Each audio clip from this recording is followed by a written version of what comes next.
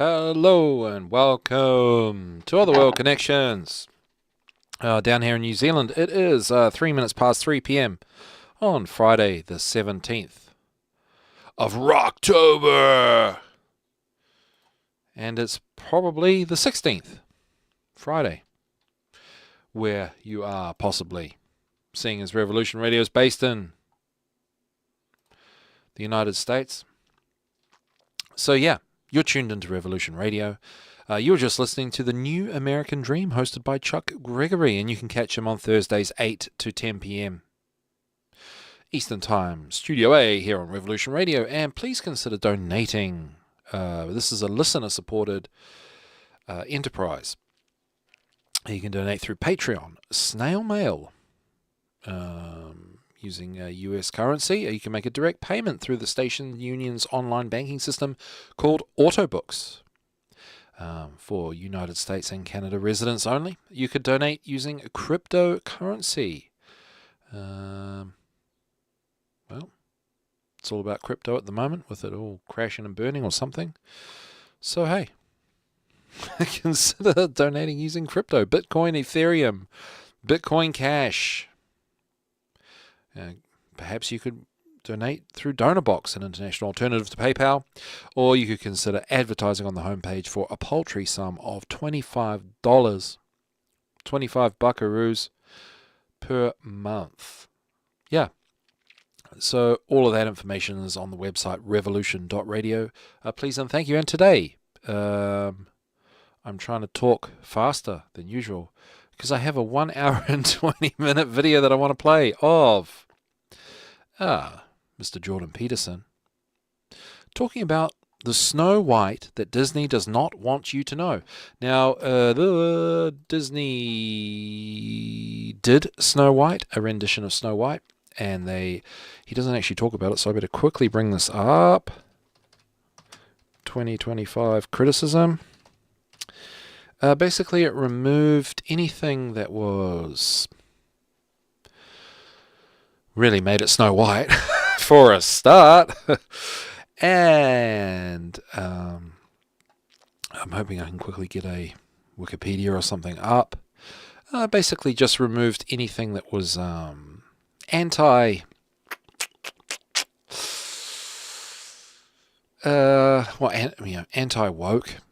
They just removed the negative aspect of the godmother, I believe. They neo-feminized it. But anyway, let's let Jordan Peterson explain, and then when we have time at the end, I want to have a little look and just play that off against my very small and humble amount of work that I've done on decoding Snow White that we did on episode number 20. So quite a few months back. Here on the show, we had a look at Snow White. We had a look at Gold Tree and Silver Tree. And we had a look at, I think that was it. But these are stories under the category of Snow White in terms of a fairy tale classification. So yes, without further ado, let us I don't need to share my screen on Discord because no one can see it there anyway, I believe, as of today, or as of yet. So you can, if you want to see the video, you can just jump on YouTube, and if not, I will post anyway. I will also post the link to the video on Odyssey, in case you got better things to do and you might want to watch it at a later date. Let's just do that right now. Revolution Radio chat room. Paste. Yeah, so I've put that in the chat room there. That's what we're going to press play on. Basically, right about now. Just make sure that's going through. La-di-da-di-da. I'm going to try something somewhat new today. There we go. I'm going to read you the Grimm's Brothers version of Snow White. I picked that because I think I have some interesting insights into its meaning, but I also chose it because it's been the target of ideologically oriented rewriting, most famously recently in the case of Disney, who produced what's essentially a very poor movie that was also a commercial flop by carelessly restructuring a story that either the makers of the film didn't understand or understood all too well and decided to mess with for underground reasons of their own.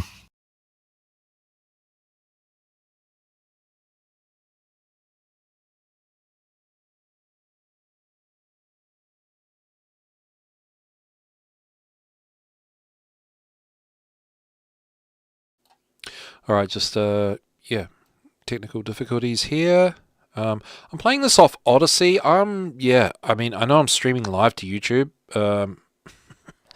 And how badly I've been, as someone really so unimportant in the scope of things for like YouTube and stuff, and how poorly I've been treated by YouTube since 2019, as in lifetime ban, guys, lifetime ban. I was banned from YouTube for like how many years? But I was lucky to find this on Odyssey, but I'm just really hoping Odyssey doesn't let me down, as it appears to be doing at the moment.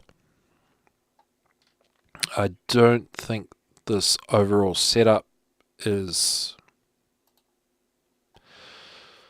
happy. I can hear my audio distorting.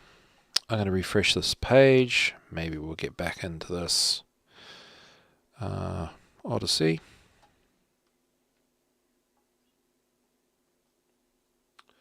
Spirited Experiment has subscribed to you on YouTube. Not only did I get a subscriber, shock horror, but I got a subscriber while streaming live. So, thank you, Spirited Element. Version of Snow White.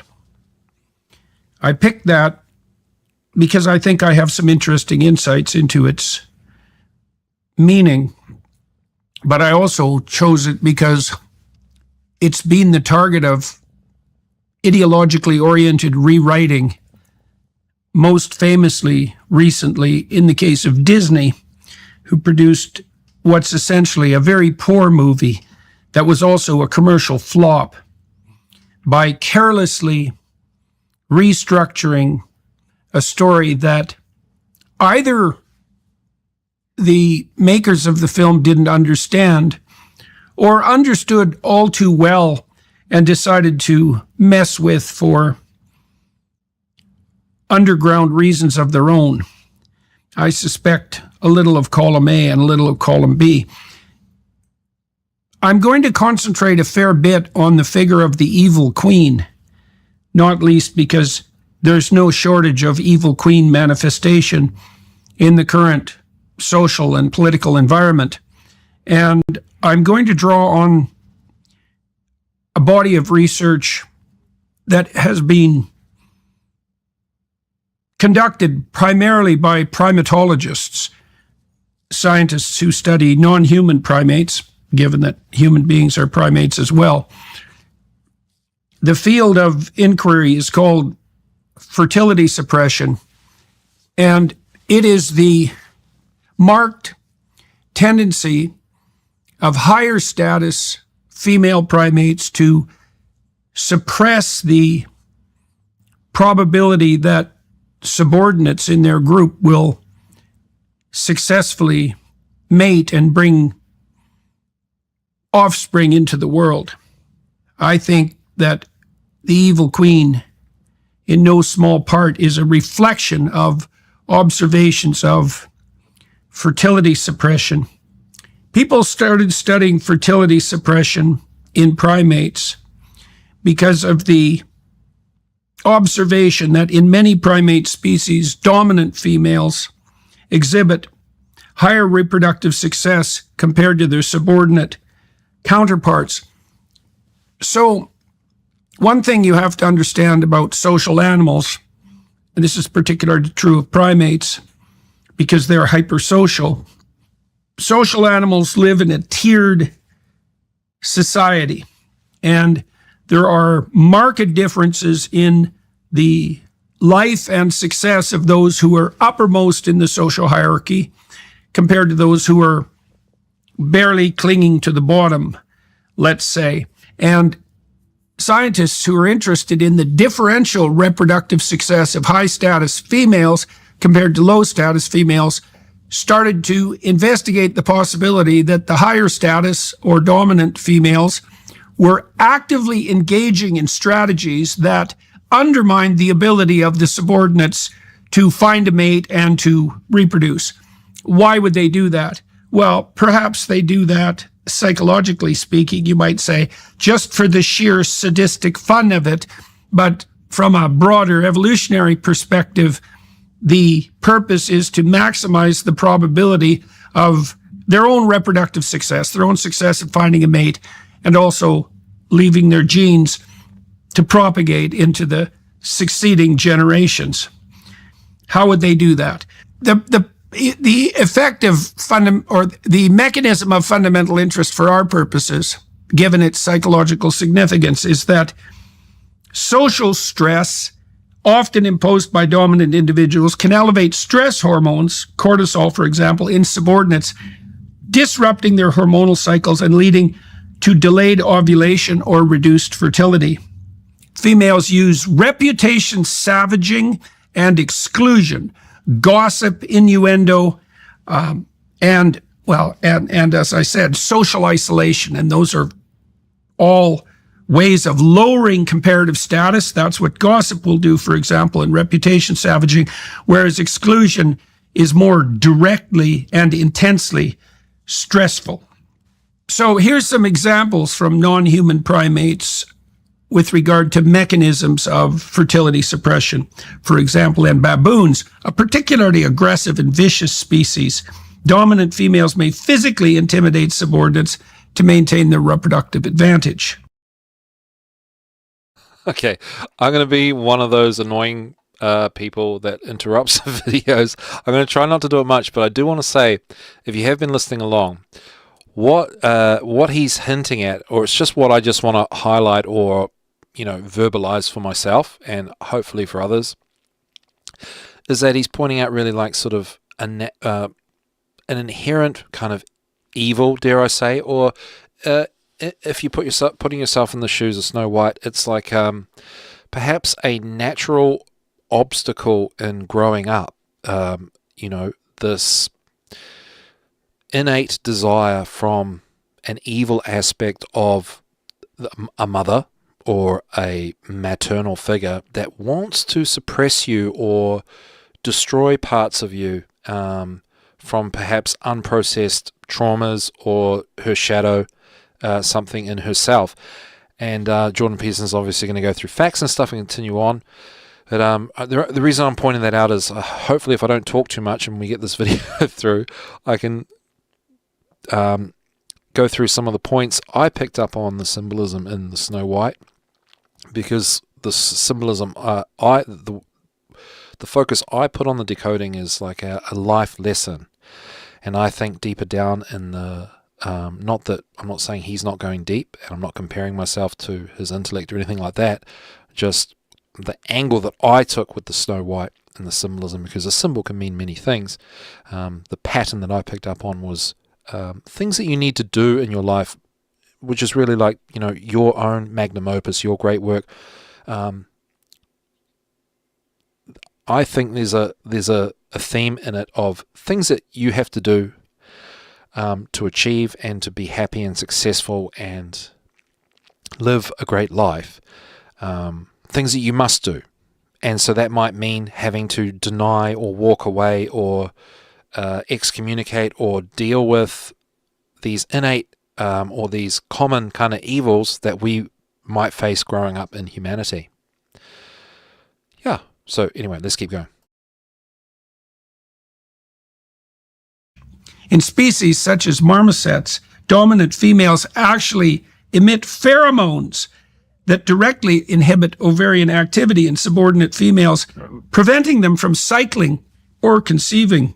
By monopolizing food, mates, or safe nesting sites, Dominant females limit subordinates' ability to sustain pregnancies or raise offspring, as seen in some tamarin groups. The suppression is often temporary and context dependent, lifting if the subordinate's status improves or she leaves the group. The goal is clear: to prioritize the dominant female's offspring by reducing competition for resources and care. Okay, here's some potential examples among human beings. In certain human societies, dominant females, often older women or those with higher social status, exert influence over the reproductive choice of subordinates. Examples include control over marriage. In some cultures, older women, e.g. mothers-in-law, dictate when and whom younger women marry, delaying or restricting their reproductive opportunities. Dominant women may enforce norms that discourage subordinate females from reproducing at certain times, such as stigmatizing early pregnancies or pressuring women to prioritize education or work over family. This social exclusion parallels the stress-induced suppression seen in primates, though it's mediated by culture rather than biology. In modern contexts, dominant females in positions of power, such as corporate leaders or senior academics, may create environments that indirectly suppress the fertility of subordinate women. So here's a thought. One of the things I've wondered about for years, how the radical, progressive, elite feminists can simultaneously criticize capitalism, yet insist that there's no higher priority for young women than to organize their lives around a career. Well, if you want an explanation, fertility suppression by elites with regard to subordinate women foolish enough to listen to such advice certainly constitutes a explanatory hypothesis, and it's a brutal one. Now, with that background firmly in mind, I'm going to read you the original version of Snow White. So, a little background on the Brothers Grimm. Jacob and Wilhelm, Jacob lived from 1785 to 1863 and Wilhelm from 1786 to 1859. They were German scholars and linguists renowned for their collection of fairy tales. Their most famous work, Children's and Household Tales, was first published in 1812, and it included stories that everyone knows, such as Cinderella, Snow White, and Hansel and Gretel. The collection was not a one-time effort. The brothers revised and expanded it over the years, cementing its place as a cultural treasure. They aimed to safeguard German folklore amid a growing interest in national identity. At a time when Germany was a collection of disparate states, the brothers believed that traditional stories reflected the spirit of the German people and preserved their ancient wisdom.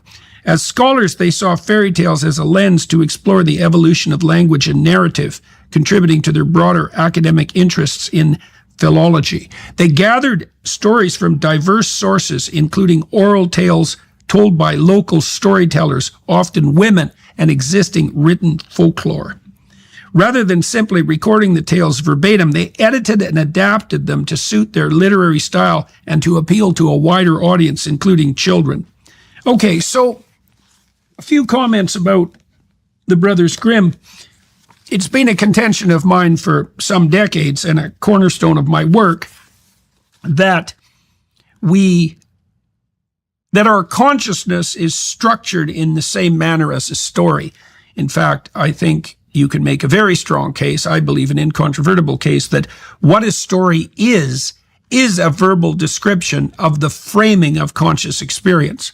Now, what that implies at a very deep level is that for diverse individuals to organize themselves into a culture, they have to develop a mechanism such that their consciousness is framed in a similar manner, so that they pursue similar goals, they have similar values, and they experience similar emotions. The only way to do that, as far as I can tell, is to provide a foundation of shared narrative. And so the Grimm brothers were particularly perspicacious in their insistence that that shared narratives define a culture. A culture is a group of people who not only know but inhabit the same stories. Now, it turns out that much of the Brothers Grimm work has provided a foundation for some of the unity of our culture, such as it is. Now, what would you expect folklore passed down from generation to generation, often for periods of time that can exceed 10,000 years? What would you expect such stories to concentrate on? Well, they have to be highly memorable, which means they have to adapt themselves to the structure of human memory. They have to be compelling and interesting. And all of that points to the likelihood that they're describing realities that are unchanging and that are so necessary that their explication automatically grips interest and embeds itself in memory. Okay, so with all that, we can turn to the fairy tale itself. Little Snow White. Once upon a time in the middle of winter, when snowflakes were falling like feathers from the sky, a beautiful queen was sitting and sewing at a window with a black ebony frame. So, why a beautiful queen? Well, the same evolutionary psychologists, evolutionary biologists have also done intensive work, and I would refer you in particular to the work of David Buss, on outlining the evidence that female beauty in particular, which has a pronounced sexual element, is highly associated with markers of fertility, youth, waist to hip ratio, symmetry, a feature which is a very good indicator, by the way, of underlying genetic integrity. Butterflies, which are quite stunningly beautiful, can detect deviations from symmetry in a potential mate at less than 1 part in a million. And much of the beauty of butterflies is actually a consequence of sexual selection. I saw an amazing butterfly, I don't remember the species, with its wings closed. It looks exactly like a leaf, which is a consequence of natural selection. And then with its wings open, it has the beauty, the colorful beauty and symmetrical patterning and shaping that's more characteristic of the typical butterfly.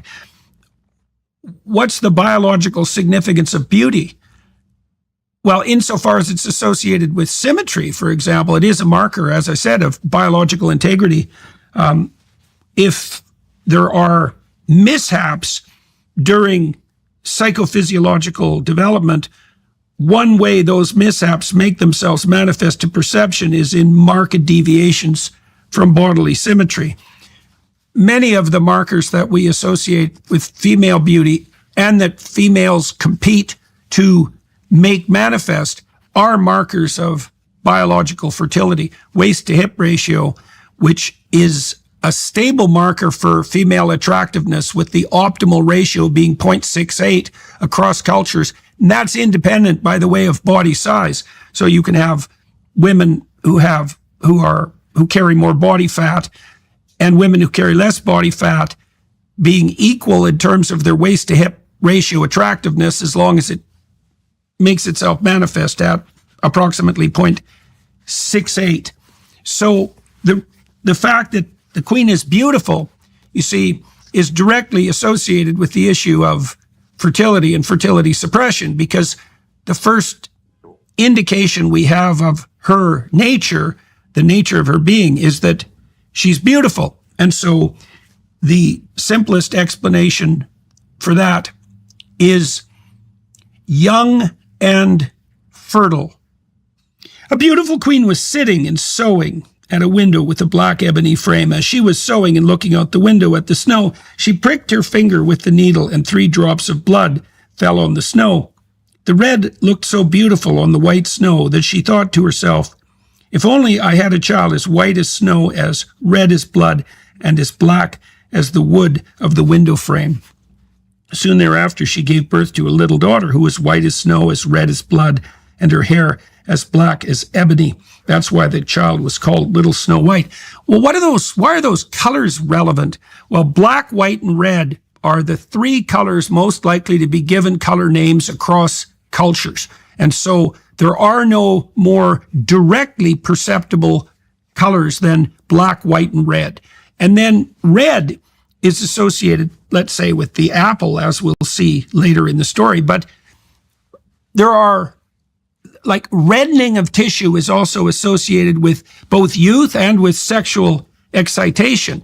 And so women, for example, put lipstick on their lips and rouge their cheeks to mimic both youth and fecundity, but also to mimic sexual excitation. The queen was the most beautiful woman in the entire land and very proud about her beauty.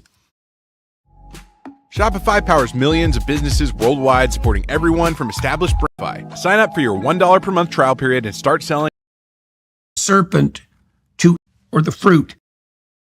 Sticks to seamless return processing. If you're ready to sell, you're ready for Shopify. Okay, I changed the window there. Oh my gosh, I keep forgetting which page I'm meant to keep up. I'm just pausing because he talked about red, the color red, and what I had put on my work is that red symbolizes vitality, and obviously the angle I was taking is a life path. Yeah, so anyway, let's just go back to this. I'll try and remember to keep that page up. It's just Jordan Peterson sitting in a chair, so it's really just, if you can hear it, you're good.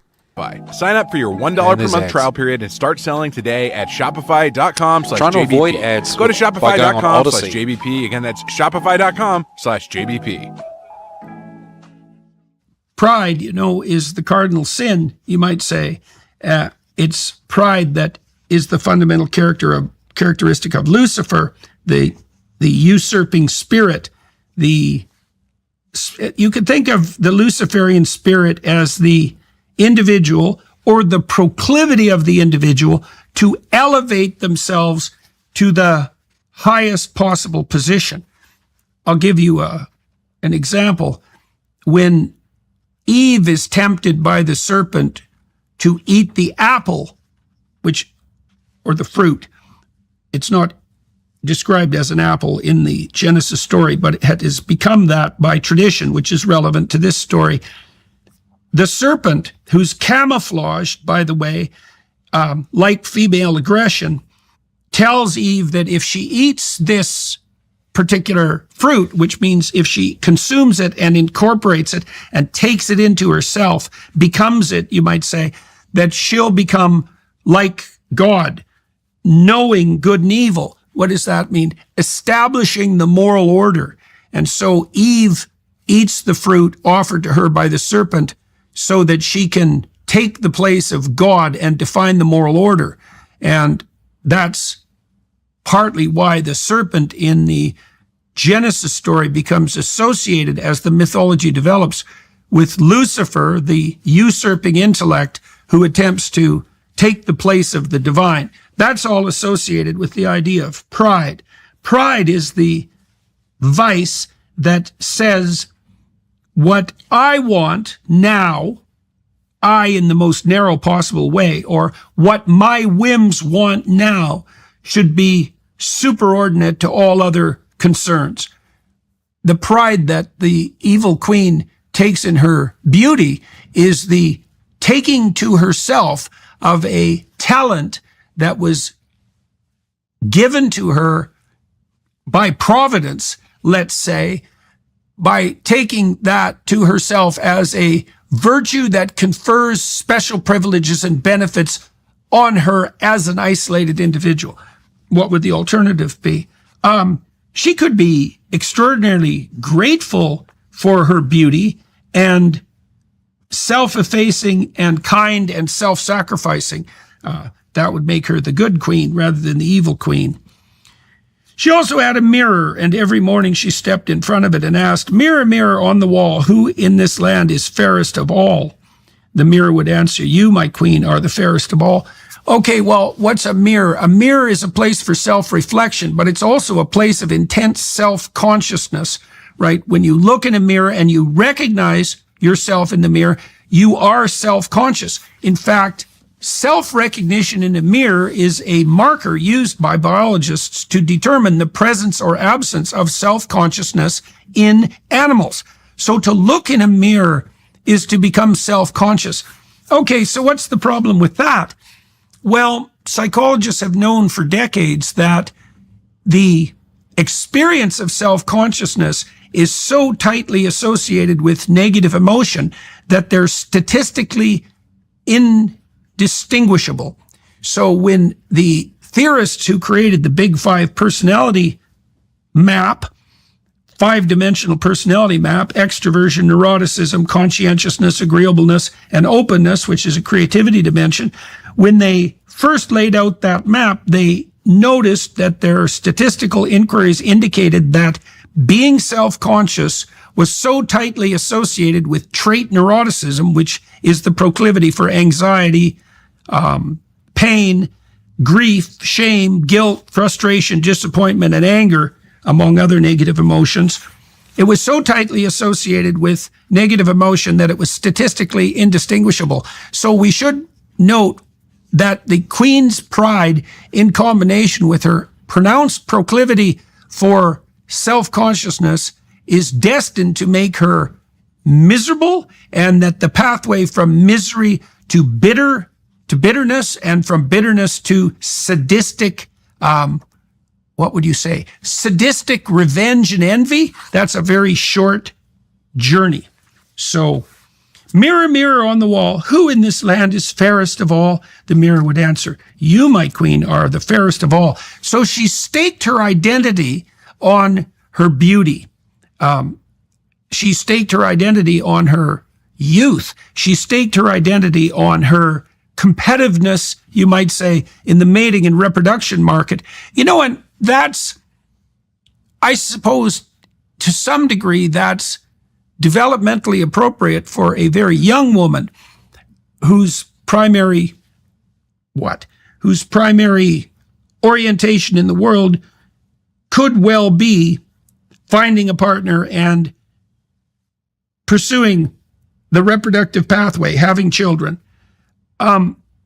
Worshipping that and developing pride in it, and then maintaining it past its due date, and then using it to suppress fertility in others, especially your own children, that starts to deviate into the pathological. Look, part of the reason that human beings have the lifespan they have, which basically allows us to be grandparents, is that it's useful for young people who are raising children to have their parents around to pass on some wisdom about how to manage this. But it's also the case that it's inappropriate for grandmothers to compete with their daughters on the sexual attractiveness front if that's done in a manner that undermines and supplants the younger woman. So that's all background for this story. You, my queen, are the fairest of all. And then she knew for certain that there was nobody more beautiful in the entire world. However, little Snow White grew up, and when she was 7 years old, she was so beautiful that her beauty surpassed even that of the queen. And when the queen asked her mirror, mirror, mirror on the wall, who is the fairest of them all, the mirror answered, you, my queen, may have a beauty quite rare, but little Snow White is 1,000 times more fair. When the queen heard the mirror speak this way, she became pale with envy. And from that hour onward, she hated Snow White. And when she looked at her and thought that little Snow White was to blame, that she, the queen, was no longer the most beautiful woman in the world, her heart turned against little Snow White. Okay, so what's the problem with that? Well, one of the things that you see in pathological families is that the parents who've made a hash of their own life become jealous of the unblemished possibilities and opportunities that lay themselves out in front of their children, and instead of encouraging their development in the world, start to regard the fact that they haven't been corrupted yet by laziness and spite. They start to regard that as a they start to regard the contrast between that childhood potentiality and their own wasted and pathological lives as unbearable, and to reduce the contrast instead of straightening the hell up so that they're not embarrassed in front of their children, they discourage their children from moving forward and encourage pathologies in them so that the competitive stress is lessened. And so that's exactly what the evil queen is doing here. She's now jealous of her child instead of stepping back and really taking second place, which is what a wise mother should do and would do if she had her true interest in mind, but also the interests of her children. One of the tropes in teenage movies is the mom who tries too hard to be cool, let's say, to pretend that she's still young, to partake in the social hierarchy structuring of her teenage daughters, let's say, instead of stepping back and letting the young women have their moment, just as she had the opportunity, just as the mother had the opportunity to have her moment. That's part of the sacrificial nature of motherhood when it's undertaken appropriately, right? Because the child becomes the star of the show, let's say, rather than the mother. And the mother isn't trying to become the star through the child either. Her heart turned against little Snow White, right? What did Nietzsche say? We're best punished for our virtues. If you really want to hurt your child, then you find out what's good about them that's embarrassing you by contrast, and then you hurt them for the existence of that good. That'll make you an evil queen. And so what is she like? Well, this is a very harsh part of the story, you see, and this is the sort of thing that modern people find upsetting and perhaps presume shouldn't be shared with children.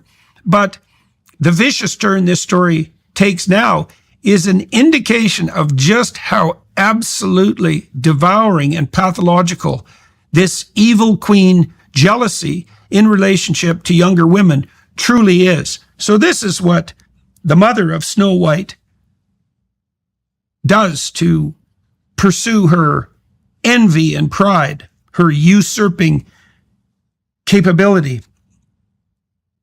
Her jealousy kept upsetting her, and so she summoned her huntsman and said, "Take this child out into the forest," so out into the dark unknown, "to a spot far from her. Then stab her to death." That's bad enough, I would say already. The mother who's going to kill her own child, have her henchman kill her own child. But that's not as bad as it gets. And it's not sufficiently symbolically terrible, because it's like a vampire. A vampire is a force of death that feeds on life to keep itself going when really it's already dead. The mother, the queen in this story, doesn't only kill her daughter, she devours her. She attempts to incorporate her own vitality into herself. She's truly the devouring mother, and that's a symbolic representation of maternality gone most pathologically wrong in the opposite direction. I mean, women, mothers, literally nourish their children with their own bodies. Breastfeeding mothers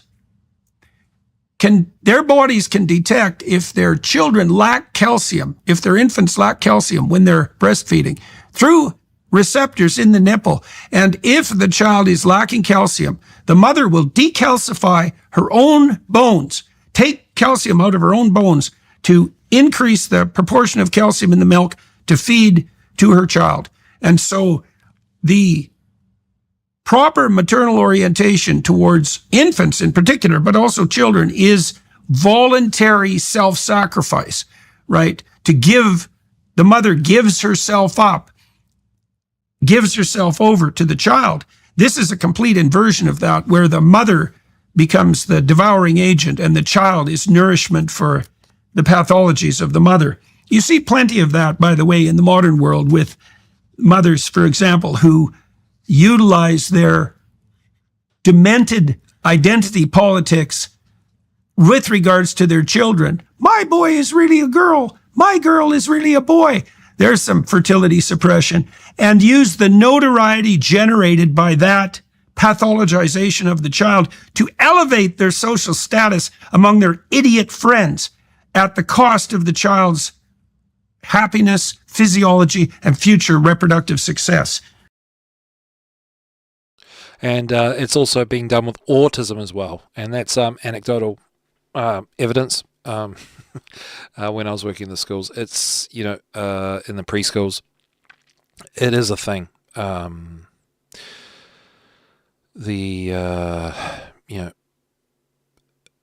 People, parents gaining status, mothers gaining status, trying to gain status by basically, wanting their child to be autistic.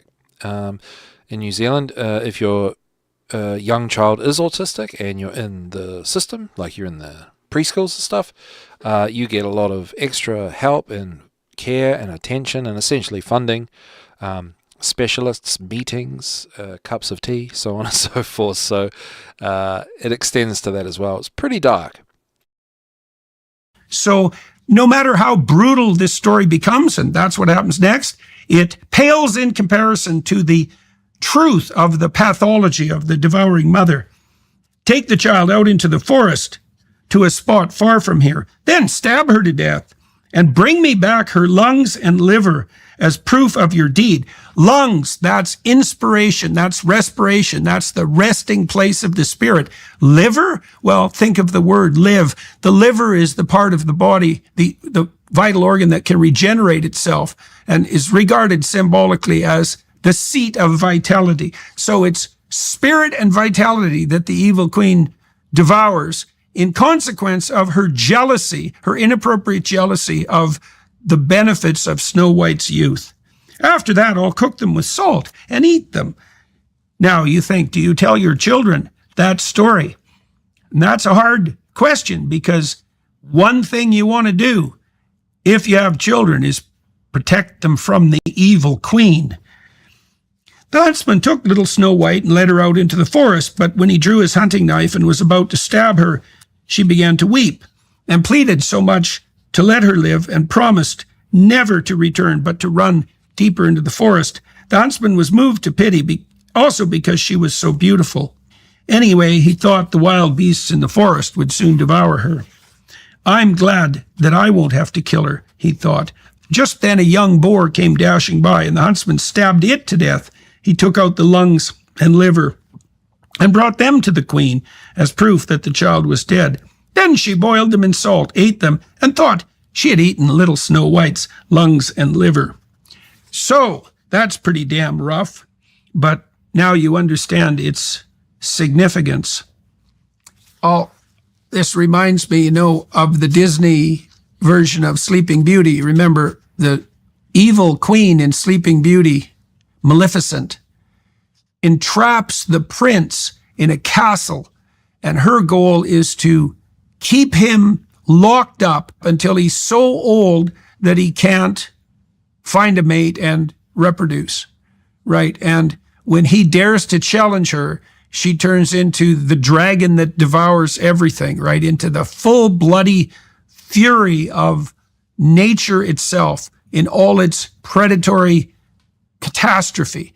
And he defeats her with a cross on his shield and the sword of truth, and advances through her, through the thorns that she's placed around Sleeping Beauty, so that he can find the princess. And that's the story of the young man's heroic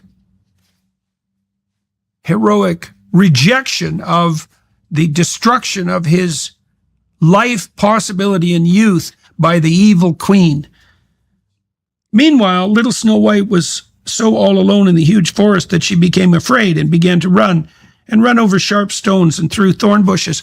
This is a typical fairy tale motif, and the emphasis of the story here actually shifts to Snow White because it starts to become a developmental story rather than a story about the evil queen. So Snow White has been moved from pathological order, and that's the domain ruled by the evil queen, out into the unknown. Those two things are conflated, you might say, because whenever you are in a situation where you are encountering the unknown, for example, when you're lost in a forest, when you're away from everything that brings you security and familiarity, you are in the unknown, in unexplored territory, but that unexplored territory is going to be populated by the monsters of your imagination. And so any journey into the unknown is simultaneously a journey into the unconscious. And so what's happening here is that Snow White has left security and is now encountering the unknown. And that's part of the developmental trajectory. Everything we learn is on the border of order and chaos. Everything we learn is a step into the unknown. And so this is a radical initiation for Snow White. She ran the entire day. Finally, as the sun was about to set, she came upon a little cottage that belonged to 7 dwarfs. Now, this is very interesting. So Snow White has gone, you could say, into the unknown or into the unconscious, and quite deeply, because it takes her a whole day to get there. And what does she discover? So this is in her own mind, you might say. This is part of the landscape of possibility that presents itself to any young woman who is being persecuted by the forces of the evil queen. Down deep into the unknown, down deep into the unconscious. Go far enough, you find the home of the dwarfs. Okay, so what are the dwarves here? The dwarves are ordinary, faceless, hardworking men. Now, in the modern Snow White story, this last travesty that Disney so catastrophically produced, the dwarfs are basically a mess. And that's part of the pathology of the modern world, which assumes that typical, faceless, ordinary, hardworking men are part of the pathological patriarchy and incapable of taking care of themselves. That's not the case in the Grimm brothers' story. The dwarves have a perfectly functional house deep in the woods, and they're capable of taking care of themselves. In fact, you might think about the dwarves as exactly that. The dwarves are 7 ordinary, hardworking men who've made a place in the forest of the unknown that's safe and secure and functional. And so you could think about the dwarves as indicators, as representatives of the ordinary, functional patriarchy. Now, what's particular... I will say he's talking about, obviously, the dwarves here. And what I had for the dwarves, just looking into things. Where am I?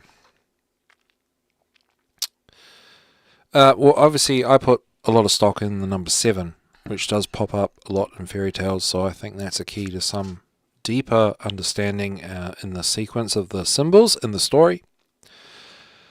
And the number 7 does represent talents or pursuits. And it is a little bit creative, so it could be to do with when I did on the slant that I took on it in terms of sort of dharma or just living an intelligent life. The 7 dwarfs represented different pursuits: singing, speaking, writing, performing, dancing, teaching, and science. So yeah, I mean, looking at actual symbolism dictionaries, dwarf symbolizes... I can't remember where I got these pursuits from. I spent a lot of time trying to figure out how the dwarfs, 7 dwarfs would fit, but I think I got it more from just the number 7. Otherwise, I thought, why would it... It wouldn't have to be 7, rather than just 7 being quite a holistic number. So Stephen Older's Comprehensive Dictionary of Symbolism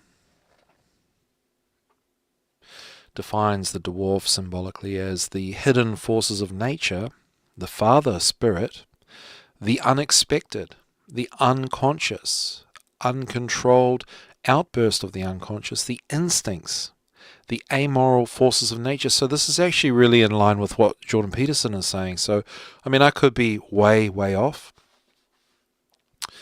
Dwarfs also symbolize ignorance and inferiority. And that could be to do with how they technically failed Snow White, right? A good omen associated with caves, blacksmithing. Yeah, but going back to the top, hidden forces of nature, the Father Spirit. So he was talking about, Jordan Peterson was just talking about how they represent that sort of basic masculinity, that sort of baseline,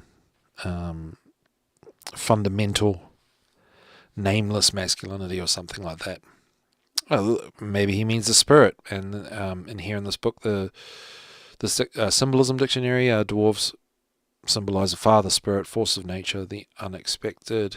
Oh, anyway, Father Spirit. That's interesting. There's an interesting plurality. That's the word I'm looking for between the dictionary and what Jordan Peterson's saying. How I got to the 7 pursuits, I think, was probably a bit of a stretch, but it was more based on the number 7 rather than the dwarves themselves. But the dwarves do also symbolize speaking the truth and being speaking frankly, and also instinct and intuition. And intuition can be seen as feminine. Instinct can be seen as masculine, right? But I do think that when I was going through this sequence, obviously you kind of got to make the shoe fit, and Rudolf Steiner's work kind of empowered me to give that the okay to decode it in the context of your life and your present day situation, the world that you see, and everything's global now, right? Because of the internet and social media and stuff. But let's put it this way: if you were competent at singing, speaking, writing, performing, dancing, teaching, and competent in sciences, you would have. And I think this is where I came up. You would probably be good at speaking the truth. You would definitely have frank speech. I would say your intuition would be heightened because of the patience required in learning these things.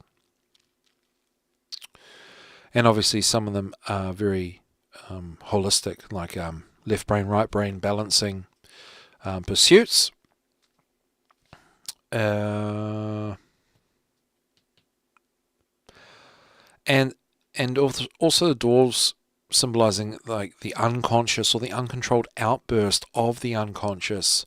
That could be really, it does tie into like fairies and helpers and spirit guides and that sort of thing, which are sort of maybe messages or signs and symbols that come up from the unconscious. So the 7 dwarves is really obviously like, for me to just sort of spend 20 minutes looking at a few books and then kind of just going, oh, right, it's that. It is pretty throwaway for the gravity of it, but we're going to get there. We're going to figure it out, and we'll continue the Jordan Peterson video, the Snow White that Disney doesn't want you to know, on the other side of the ad break. Thank you for tuning in, and stick around, and we'll see you on the other side.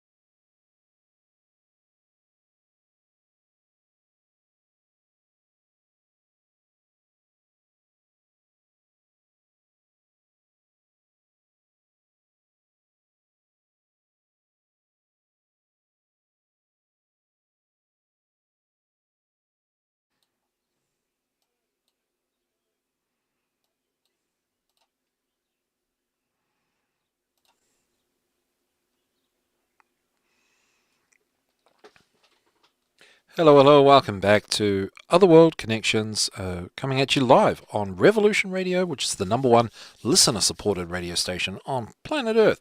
So yeah, please consider helping to support our efforts and airtime by visiting the station's donation section on our website, revolution.radio. Please and thank you. And a shout out to Spirited Experiment on YouTube, who subscribed and is putting some wonderful comments down in the chat. This is very fresh to me. People subscribing while I'm live and making comments. So yeah, shout out to you there. So I was talking about the dwarves, and a lot to say, but the reality is what we're trying to do here is trying to get to the bottom of fairy tales, their importance. More than just saying, oh, they're important because of importance sake, because they're getting edited, they're getting deleted, they're getting banned, they're getting removed over time, and they are timeless, and they need to be around. I think the Grimm brothers did a fantastic job, and there was, although there were some edits going on, the heart of the stories remained intact. And Jordan Peterson here on the video, the reason we're playing that is he's obviously pointing out the removal of the negative aspects, as in the devouring mother archetype being removed completely from the Snow White Disney rendition 2025, which not only made the movie a complete flop, but it is also perhaps, to paraphrase Jordan Peterson thus far, as perhaps removing something that is potentially inherent, dare I say, in nature, or just something that needs to be kept in the light for people to be aware of, as this is a thing and this is not good and it's something to be overcome. And perhaps it's a challenge. This is what I'm just saying, in my opinion, as of right now, that perhaps it's something that's more common than not, and just the dynamic, like in a Jungian kind of way, it's something that needs to be overcome in the earlier years of our lives in order to live a more holistic or more spiritual or effective, successful type of life. And we're just looking at the dwarfs, and Jordan Peterson explained the dwarfs to represent this sort of baseline kind of faceless masculinity that sort of, as a bedrock of, as a foundational thing, aspect of just life, sort of interpersonally and psychologically. And then I was just pitting it against my little take on Snowdrop, which is the Brothers Grimm Snow White. It's in the Snow White family of fairy tales, which all have the similar story and themes, that they represent talents or pursuits. And I was just sort of explaining how I kind of got to that. And in a way, I don't really know, but I got there through the number 7 rather than dwarves, even though dwarves do symbolize things from the unconscious, stuff bubbling out of the unconscious, and then a lot of these pursuits are creative. And when you pursue sort of the arts, these are all really arts, aren't they? Singing, speaking, writing, performing, dancing, teaching, and science. In a way, there's an element of creativity, and people get ideas, and that brings up the idea that, where did the idea come from? Where does it come? It comes from a place that we're not really conscious of, and then we sort of just use our conscious mind to vet that idea, to critique it, and to bring it to light or not. So I do think that there's a parallel to what I'm saying as well. I'm not trying to put myself up against, someone like Jordan Peterson at all, but what I'm trying to do is get to the why we should read fairy tales to children, why we should keep them alive, why we should bring them back. And my argument ongoing as we continue to discover and learn about these things, is that they contain principles, they contain codes through symbolism that are part of us to remember, or part of us to express when we're older, or to understand when we're older, that, there are rules and ways to living life that don't require authority or government or slavery, control from other human beings, that life is spiritual and that there are laws and rules, principles, natural law. There's an operating system, a way to live life without government and fear and control. And I believe that they are inside, they happen to be encoded into the fairy tales, possibly not consciously, but they happen to be there. And I think decoding them is probably hubris in a little way, in a bit of a way, but I think it's worthy of immersing oneself into them and trying to figure them out, so I can get, so we can get like a sort of vocabulary going, or actual explanation on, how and why we should read these stories, even if they do happen to be, violent, or, contain themes that we may deem not suitable for children. Because Disney deemed this sort of devouring mother not suitable and took that all out. And on one hand, it ended up fulfilling this woke agenda of, the sacred, that all femininity is sacred and can do no wrong. And that leaves the evil of one gender, or the potential for evil of one particular gender, in the darkness. And I think it does need to be brought to light, and we'll hopefully talk a little bit more about that in terms of reading those kind of stories to children at the end. Let's go back to Mr. Jordan Peterson. Particularly interesting about that, you see, is that Snow White finds respite from the evil queen in the dwelling place of the ordinary man. So what does that mean? Well, it means that one of the things that ordinary men offer young women is protection from the pathology of fertility suppression by toxic older women. And given the absolute widespread pervasiveness of elite-induced fertility suppression in our culture, the notion that an alliance between young women and ordinary men is the protection against that fertility and youth-destroying pathology is a lesson well worth learning, and certainly not the lesson that was put forward in the most recent version of the Snow White narrative. So she ran the entire day. Finally, as the sun was about to set, she came upon a little cottage that belonged to 7 dwarfs. Okay, so that happens at night too, so that's deeper into the unconscious. However, they were not at home, but had gone to the mines.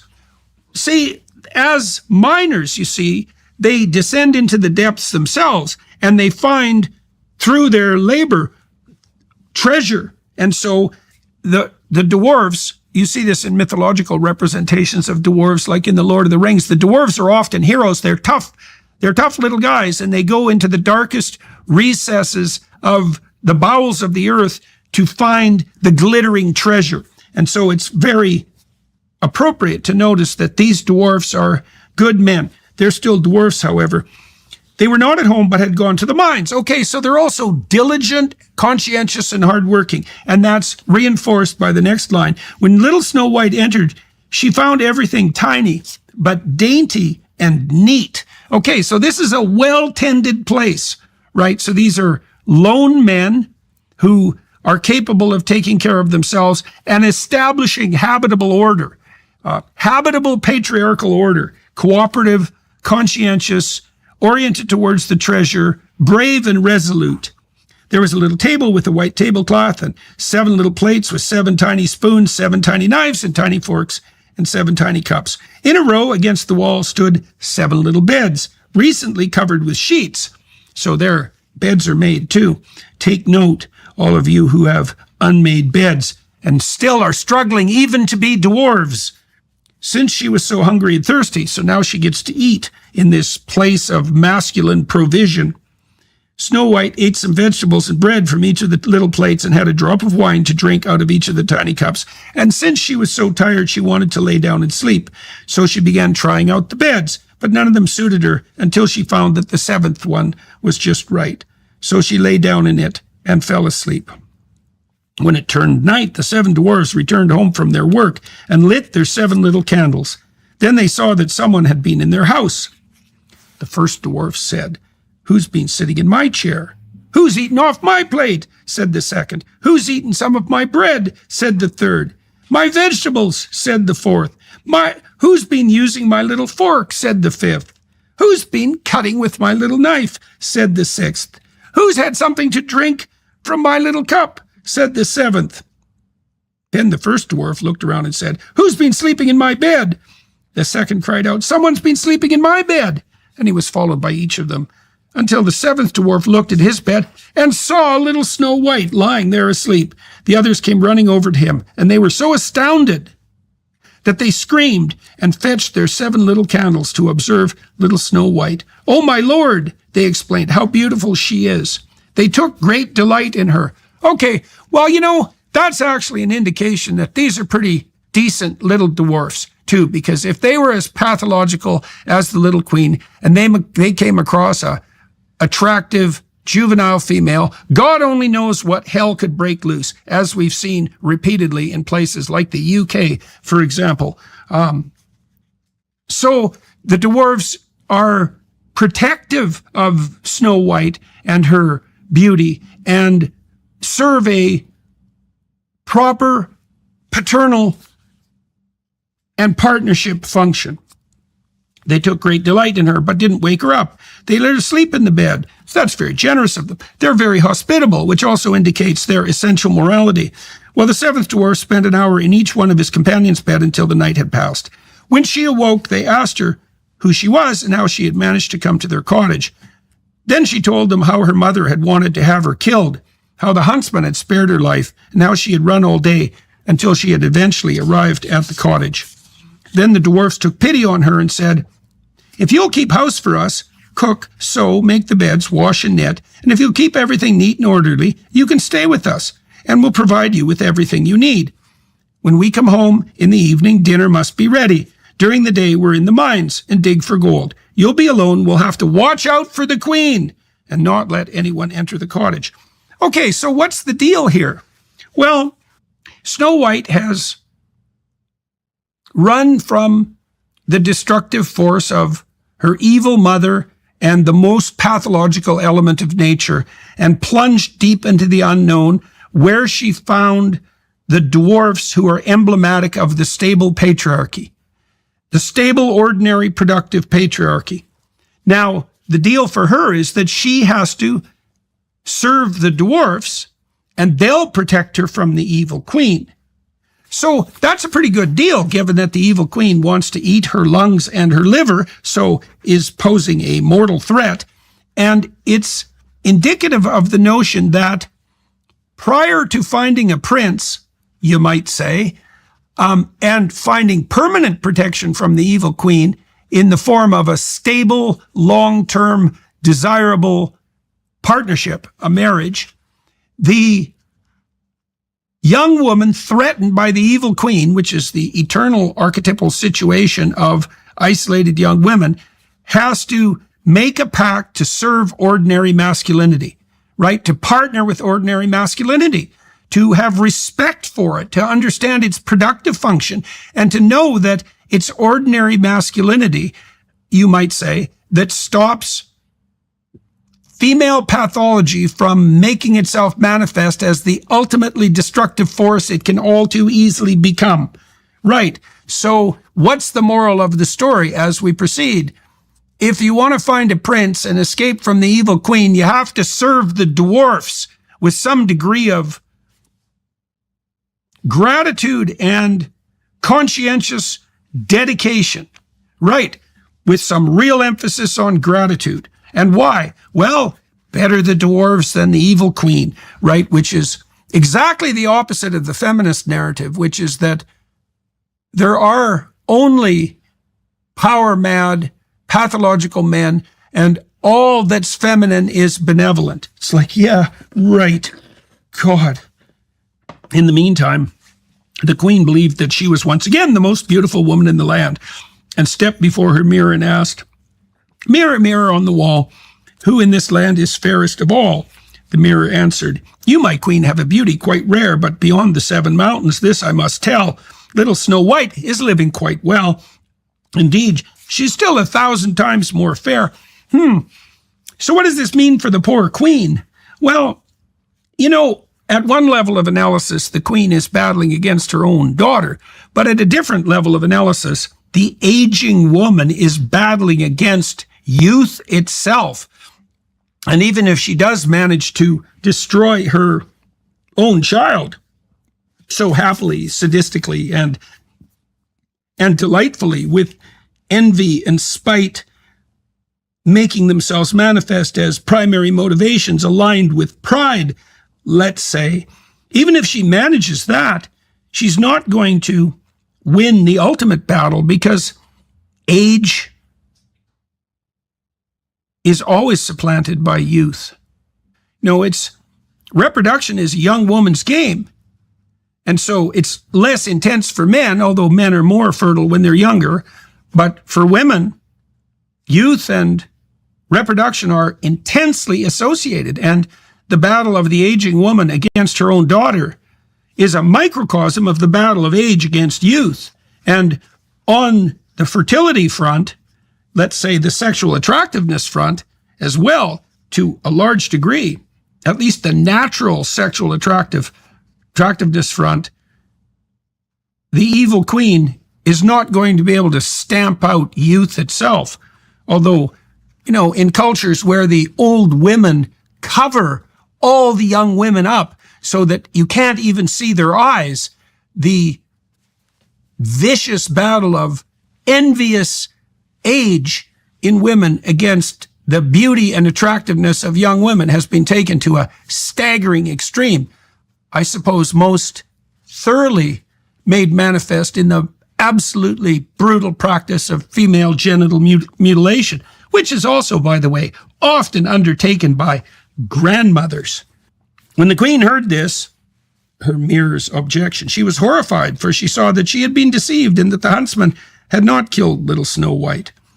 Since nobody but the 7 dwarfs lived in the 7 mountains region, the queen immediately knew that little Snow White was dwelling with them and began once again plotting ways to kill her. As long as the mirror refused to say that she was the most beautiful woman in the land, she would remain upset. Since she couldn't be absolutely certain and didn't trust anyone, she disguised herself as an old peddler woman, painted her face so that nobody could recognize her, and went to the cottage of the 7 dwarfs, where she knocked at the door and cried out, open up, I'm the old peddler woman. I've got pretty wares for sale." Little Snow White looked out the window. "What do you have for sale?" "Stay laces, dear child. That's a corset. It's a corset." The old woman replied and took out a lace woven from yellow, red, and blue silk. "Do you want it?" "Well, yes," said little Snow White. If I remember correctly, women spend 80% of the consumer dollar. It's a very interesting statistic. So men might have an advantage on the earning side, slight. It's about 8%, something like that. And that has virtually nothing to do with prejudice against women, by the way, if the statistics are calculated properly. But women have a marked advantage on the spending side, and it's a real toss-up. Who has more power? The people who make the money or the people who spend it? In any case, Snow White is interested in shopping, and so the old peddler woman has some wares for her. Now, she lets her inside. "Well, yes, do you want it?" "Well, yes," said little Snow White. Thought, I can certainly let her. This good old woman inside, she's honest enough. What does she think? She just wants to make me beautiful. She just wants to do something for me. Okay, so So little Snow White unbolted the door and bought the lace. "My goodness, you're so sloppily laced up," said the old woman. "Come on, I'll lace you up properly for once." Little Snow White stood in front of the old woman, who took the lace and tied it around little Snow White so tightly that she lost her breath and fell down as if dead. Then the queen was satisfied and left. Well, let's think about a corset for a minute. And so, the feminist scuttlebutt is that the Victorian proclivity to use corsets was a imposition of the masculine superstructure, but women compete with one another to make manifest their signs of beauty and fertility, and don't need men to intercede to make that happen.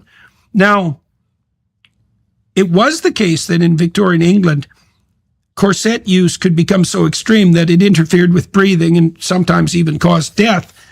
So what does that point to at a deeper level?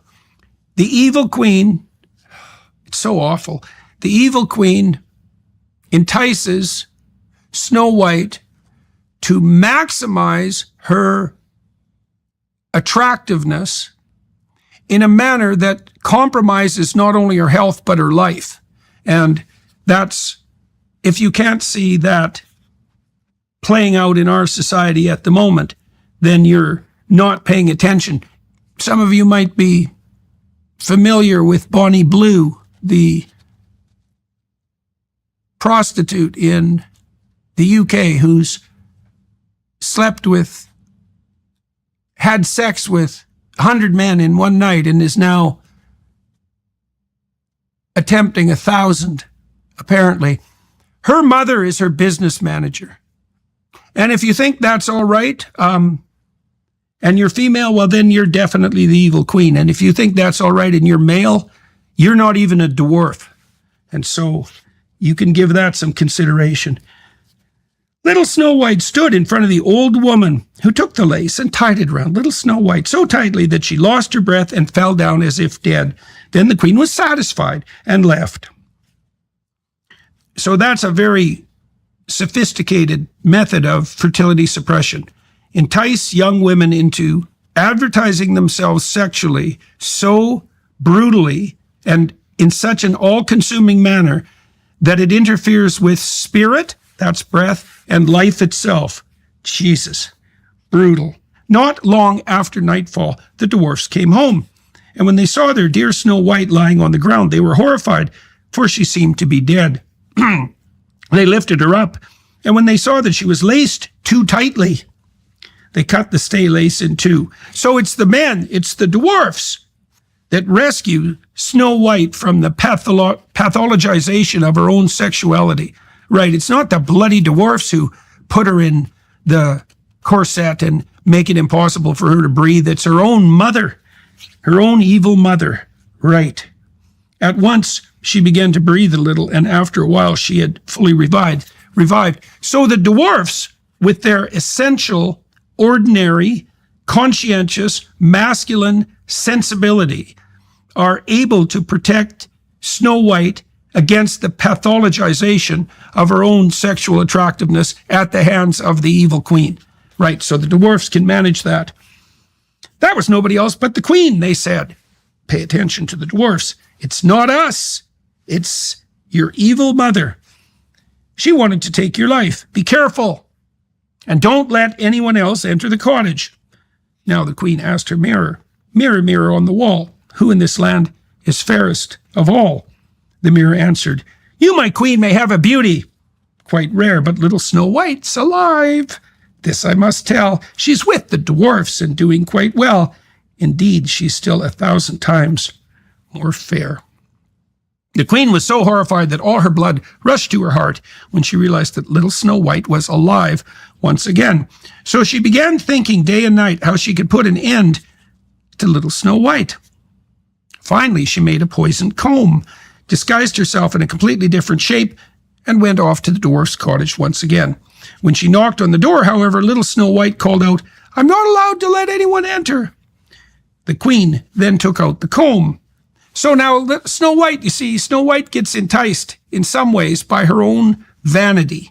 Right now, the dwarfs have told her, Be careful who you let in, right?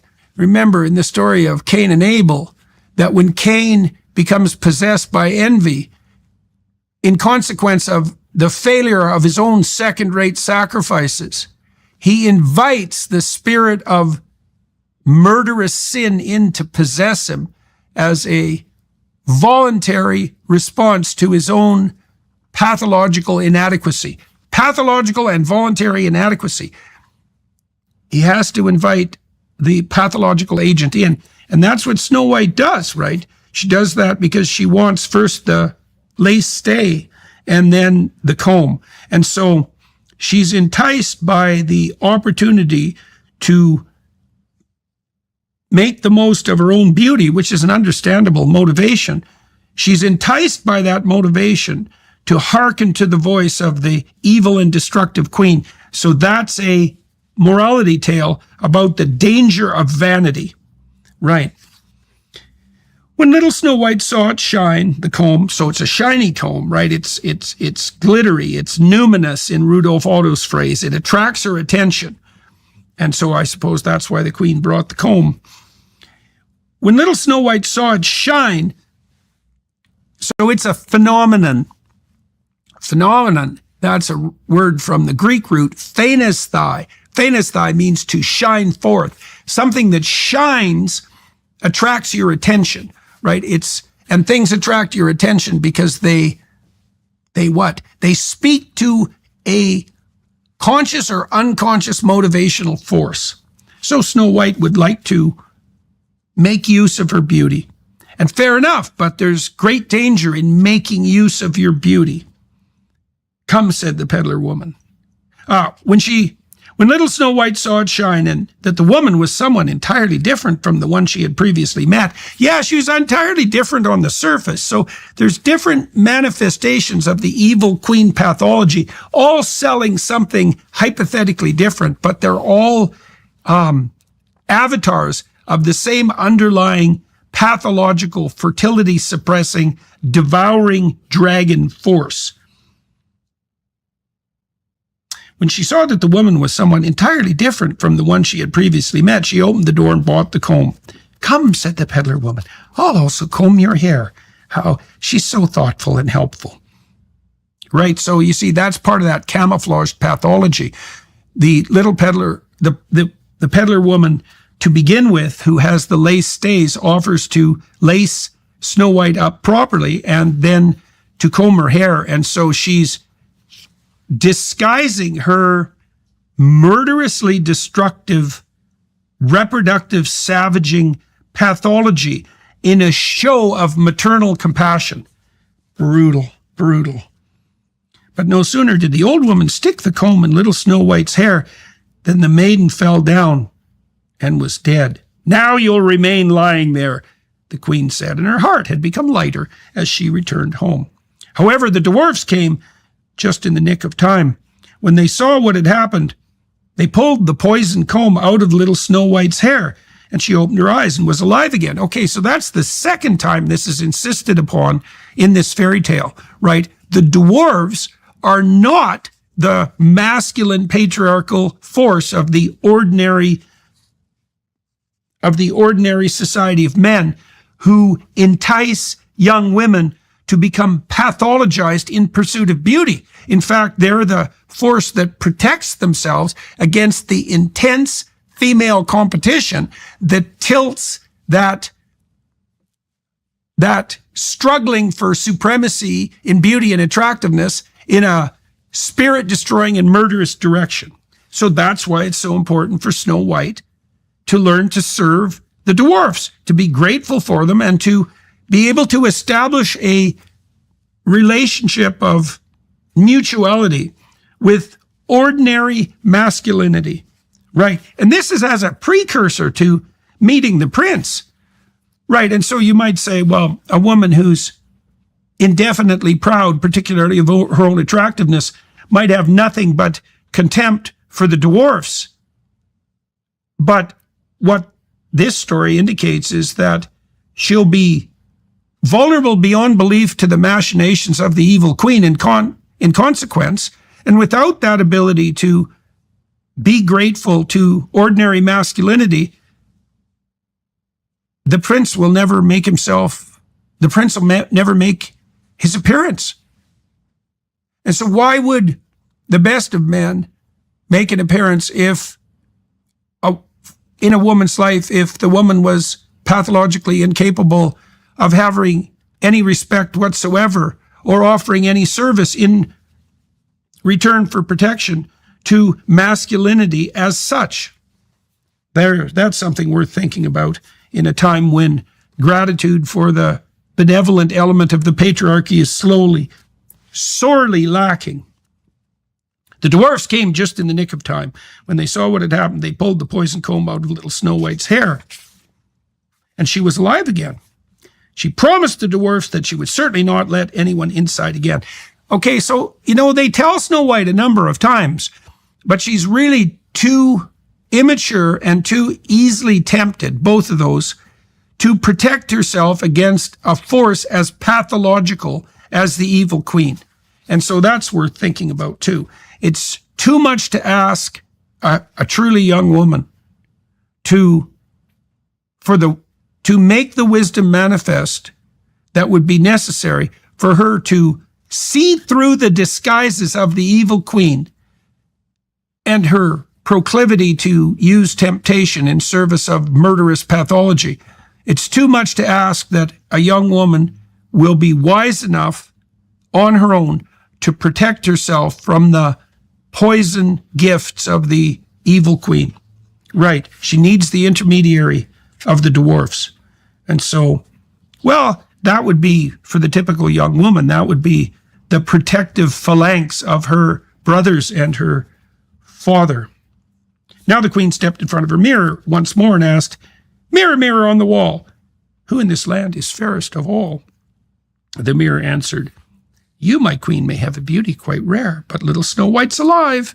This I must tell. She's with the dwarfs and doing quite well. Indeed, she's still 1,000 times more fair." When the queen heard this once again, she trembled and shook with rage. "Little Snow White shall die," she exclaimed, "even if it costs me my own life." Yeah, well, that's an enemy that's pretty hard to stand up against, someone who will light themselves on fire just to singe you. And if you don't think people are capable of that kind of hatred at all cost, then you don't know much about human psychopathology. Those people who shoot up schools and then commit suicide when they could just as easily do things in the reverse order and save everyone a lot of trouble.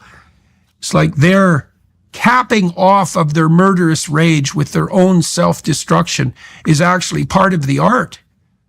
They know perfectly well that even if their motivation is suicidal, that the biggest manifestation of resentment and spite with regards to the structure of reality and their fellow man and their own spirit and God himself is to create the maximum amount of mayhem possible in the most viciously sadistic way, and to cap that off with a demonstration that even their own life is worth nothing, especially in relationship to their desire for revenge and their capacity for spite. Then she went into a secret chamber where no one was allowed to enter. So this is like the heart of her poison, right? So the bodice was one thing, the stays, the corset.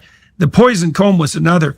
This gets to the heart of the matter. She goes to where the most genuine evil is made manifest. Once inside, she made a deadly poisonous apple. Well, why an apple? Well, an apple is the fruit of the tree of the knowledge of good and evil, right? The apple is the thing that you incorporate that changes you. The apple is information. The apple is education. The apple is ideology. The apple is an idea rather than an artifact, right? That's what it's symbolic of. That's what it represents. And so the first kinds of poison or death that the pathological evil queen attempts to administer to Snow White are pretty straightforward and basic, right? They're appeals to her own vanity in the form of pathologization of her attractiveness. But this is a deeper form of poison, right? It's a poison that strikes right to the soul. Remember, it's the consuming of the apple that is the original sin that knocks Adam and Eve out of paradise. The poisoned apple is, what is it? It's pathological knowledge, right? I think it's exactly the same as the symbolic representation of the kind of evil doctrine that young women are fed by jealous, miserable, single, bitter, envious, resentful old women to knock them out of the mating game, partly to reduce competition and partly just out of self-destructive spite. A deadly poisonous apple. On the outside, it looked beautiful with red cheeks, right? Red cheeks. So the apple is red cheeks. It's emblematic of health itself, of flourishing health, right? If you wanted to be a healthy young woman, this is obviously the apple that you would eat. And that's exactly what young women are taught in today's universities, right? To pursue that path of career that now has left the prioritization of self-interest. It's not precisely career. The prioritization of narrow self-interest that compromises their youth and leaves 50% of women in the West childless at the age of 30, with the probability that 90% of them will regret that as the years pass by. Apple, beautiful with red cheeks. Anyone who saw it would be enticed to take a bite. Well, so this is propaganda in its most attractive form. It's like, well, if this is what you were offered, of course you'd take it. It sounds like you could have it all. Young women, you can have it all. Yeah, well, the question is, who's offering that particular apple and what exactly is their motivation? We're just looking out for our younger sisters. It's like, yeah, maybe you're looking out for them and maybe you're a manifestation of the evil queen whose fundamental motivation is to devour their liver and lungs. Yeah, well, thereafter she disguised herself as a peasant woman, a lowly woman, not a haughty beauty, went to the dwarf's cottage and knocked on the door. Little Snow White looked and said, "I'm not allowed to have anyone inside. The 7 dwarfs have strictly forbidden me." "Well, if you don't want to let me in, I can't force you," answered the delightful peasant woman, right? Emblematic of the oppressed working class. "I'll surely get rid of my apples in time. I have something that everyone wants, obviously, but let me give you one to test." Another manifestation of her evil making itself camouflaged in the guise of care and compassion. "No," said little Snow White, "I'm not allowed to take anything. The dwarfs won't let me." Yeah, well, you see, that's the sensible manifestation of the ordinary productive patriarchal impulse inside her, protecting herself from the depredations of predatory competitive females. "You're probably afraid." "Yeah," said the old woman. "Look, I'll cut the apple in 2. You eat the beautiful red half." However, the apple had been made with such cunning that only the red part was poisoned. When little Snow White saw the peasant woman eating her half, and when her desire to taste the apple grew stronger, she finally let the peasant woman give her the other half through the window. As soon as she took a bite of the apple, she fell to the ground and was dead. The queen rejoiced, went home and asked the mirror, "Mirror, mirror on the wall, who in this land is the fairest of them all?" And the mirror answered, "You, my queen, are now the fairest of all." So the evil queen produced the pathological fruit of knowledge that dooms Snow White to death, administering it under the guise of compassion and caring in the form of a fruit so attractive that anyone with eyes would be tempted to take it. Brutal. "Now I can rest in peace," she said. "Once again, I'm the most beautiful in the land, and Snow White will remain dead this time." So, couldn't kill her with the bodice, or the corset, couldn't kill her with the poisonous comb, but could certainly kill her with the consumption of the fatal apple. When the dwarfs came home from the mines that evening, they found little Snow White lying on the ground, and she was dead. They unlaced her and tried to find something poisonous in her hair, but nothing helped. They couldn't revive her. Okay, so what does that mean? The core element of the evil queen is so unbelievably pathological, so destructive, that ordinary, conscientious, diligent, protective masculinity is revealed as insufficient to redress the poison. Right. So that's why the queen, the prince has to come along. Right. It's only the higher order form of masculinity that's associated with true nobility and true courage that has the archetypal force, you might say, to provide true protection from the depredations of the evil queen. Well, Snow White is the helpmeet of the dwarfs, right? But there's no individualized relationship there. She hasn't moved beyond cooperation with the social patriarchy as such to the establishment of a personalized relationship with an individual and identifiable man, right? So she's still in the land of generic masculinity. And that's a hell of a lot better than the land of pathological evil queen destructive femininity, but it's not a relationship that's of sufficient depth and intensity to provide protection against the most fatal of feminine poisons. They couldn't revive her, so they laid her on a bier, and all 7 of them sat down beside it and wept for 3 whole days. Then they intended to bury her, but she still looked more alive than dead, and she still had such pretty red cheeks. So instead they made a glass coffin and placed her inside so that she could easily be seen. So they're worshiping her in a sense, even in her poisoned and near-dead state. They still value her, right? So what does that mean? It means that the ordinary men apprehending an attractive young woman who has been poisoned by the teachings of the evil queen still hope in their soul for the revivification of her spirit, but are unable to match the machinations of the evil queen themselves. Right, so they stand back and observe, and that's all they can do. They wrote her name on the coffin in gold letters, showing how much they value her, and added the family name. One of the dwarfs remained at home every day to keep watch over her. So Snow White lay in the coffin for a long, long time.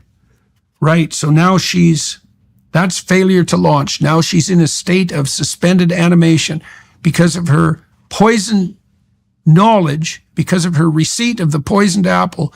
She is mimicking life, but is unconscious and unable to fully participate. She was still white as snow and red as blood, and if her eyes could have opened, they would have been black as ebony, for she lay there as if she were sleeping. Now it happened that a prince came to the dwarf's cottage one day and wanted to spend the night there. So what's a prince? Well, a prince actually wants to have a relationship with the individual woman. He wants to take on that responsibility. He has the power and the capability to bring her to a place in consequence of that individualized relationship that offers her both protection and opportunity that's of such high quality that the depredations of the evil queen and her temptations are defeated. That's what a prince is. And it's the individualized relationship that's of crucial importance. When he entered the room and saw little Snow White lying in the coffin and the 7 little candles casting their light right on her, he couldn't get enough of her beauty. Then he read the golden inscription and saw that she was a princess. So he asked the dwarfs to sell him the coffin with the dead little Snow White inside, but they wouldn't accept all the gold in the world for it. Then he pleaded with them to give little Snow White to him as a gift, because he couldn't live without gazing upon her, and that he would honor her and hold her in high regard as his most beloved in the world. Well, so that's so interesting, eh? Because the dwarfs are protecting Snow White, and they have a relationship with her, although it's more fraternal or paternal, and they aren't interested in capitalizing on her attractiveness. And they are willing, however, they are willing to turn her over to the prince if he promises. So this is what good men do when they're protecting a attractive and worthy young woman.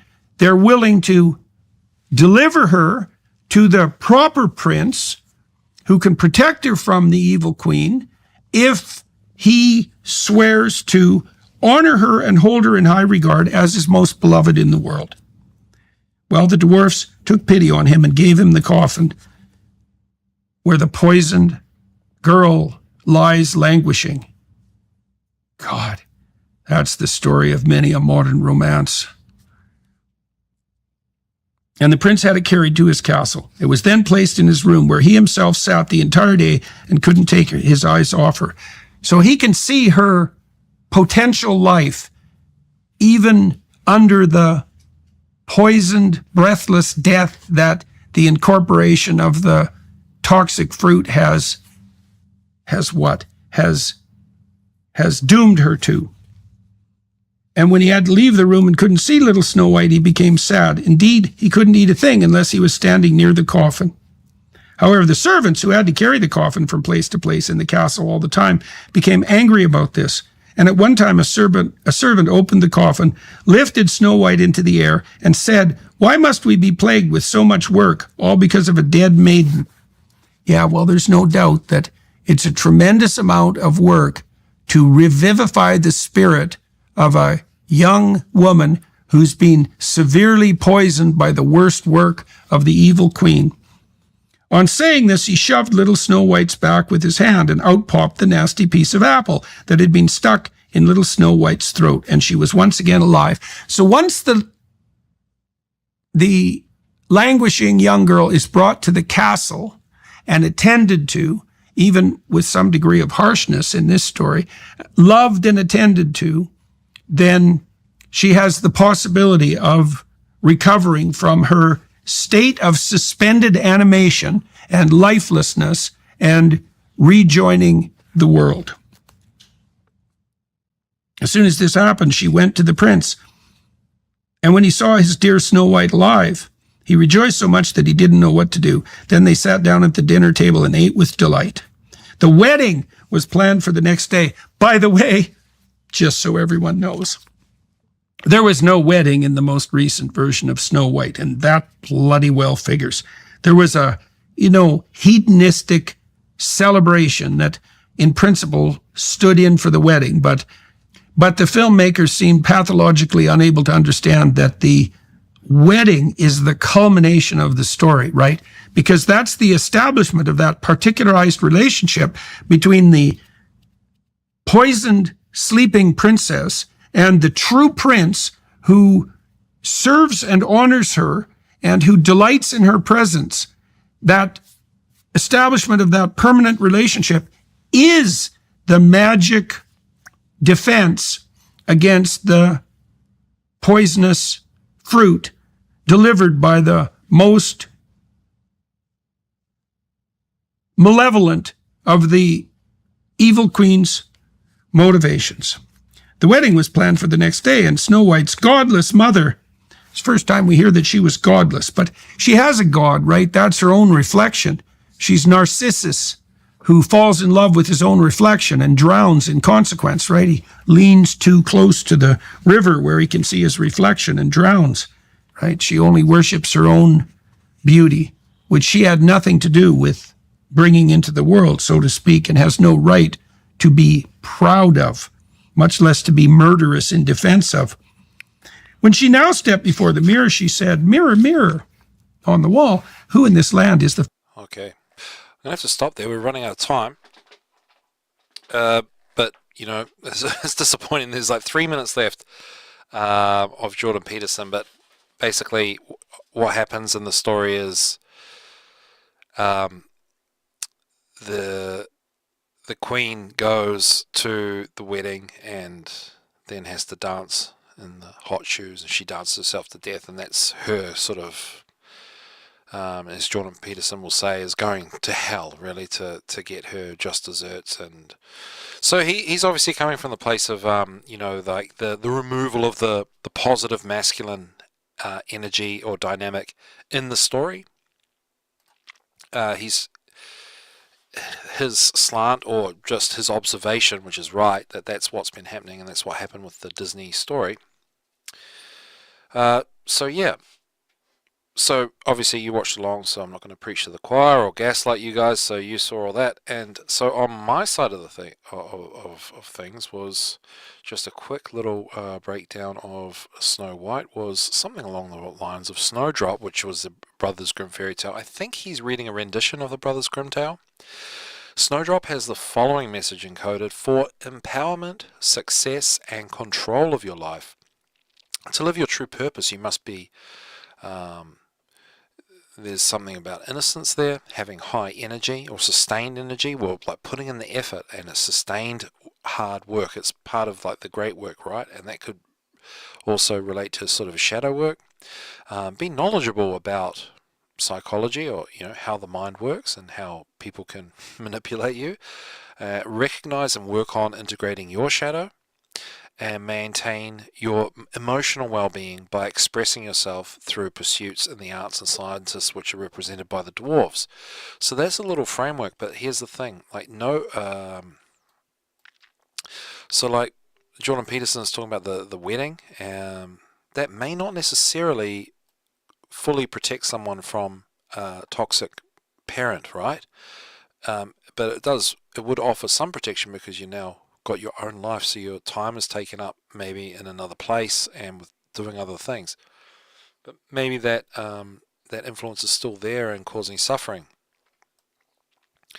So the point of the story is, in my edition, and say Jordan Peterson's edition, and other people's as we find them, it's still not really taking away the toxic, devouring mother. It's not taking that out, and Disney took it out. And what I'm trying to say here, with 2 minutes left, is this: and just without all the backing up and who said, she said, or what I know, what the books say, or the symbolism, is this: that it's important to read this story to young girls. So on an exoteric level, on an outer level, it is showing them the story of the dynamic of the toxic mother, the devouring mother, and that is a dynamic and an energy that does exist, but it's not, the important thing to understand is that it's not perceived by the child in the way that an adult perceives how a child would perceive it. Does that make sense? Young children are essentially in like a dream state, okay?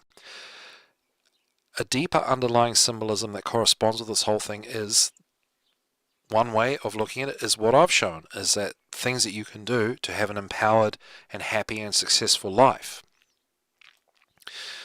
And I believe that the point of reading the fairy tale is, the thing that gets educated in the child is the deeper symbolism. So reading Snow White to young girls, the unedited version, the unexpunged edition of the Brothers Grimm story, gives the young child at a subconscious level, like a kind of subconscious programming level, the potential to be able to overcome, recognize the devouring mother in archetype in their life, affecting them, and having the capacity to overcome it, or to have an instinct or intuition to know what to do to get past it. So there you go. That's the whole point of this one today. Thanks so much for tuning in. Much love, and we'll see you all next week for some more rabbit hole deep diving into fairy tales. Okay, we'll see you in the next one. Bye for now.